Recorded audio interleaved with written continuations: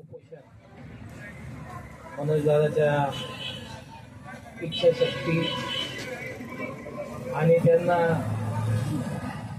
पाठिंबा म्हणून जो आज आयोजित केलाय त्याच्यासाठी शेतकरी संघटना महाराष्ट्र राज्य यांच्या वतीने मी पाठिंबा दर्शवतो। संघर्ष आम्ही तर गेले कित्येक वर्षापासून करतोय आणि संघर्ष करत असताना काय त्रास होतो तो आम्ही सोसलेला आहे, अनुभवलेला आहे आणि त्याच्यामुळं मनोजदादा गेले कित्येक दिवसापासून एक विषय घेऊन चाललेले, विषयाला हार पण आणलेली, पण राजकीय व्यवस्था आम्ही जी पाहतोय ती इतकी बरबटलेली आहे की त्यांना राजकारणाच्या पुढं काही सुचत नाही आणि त्याच्यामुळं अशा संघर्ष करणाऱ्या माणसाला साथ देणं आम्ही आमचं दायित्व समजतो। विषय मराठा समाजाचा जरी असला,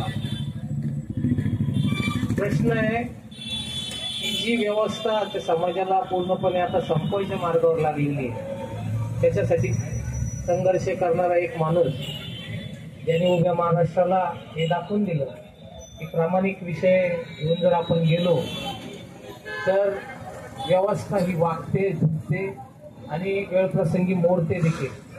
तर अशा परिस्थितीत ज्या माणसाने आपलं गेले 1 वर्षापासूनचा संघर्ष आपण सगळेजण पाहत आहोत, तर त्या संघर्षाला सलाम।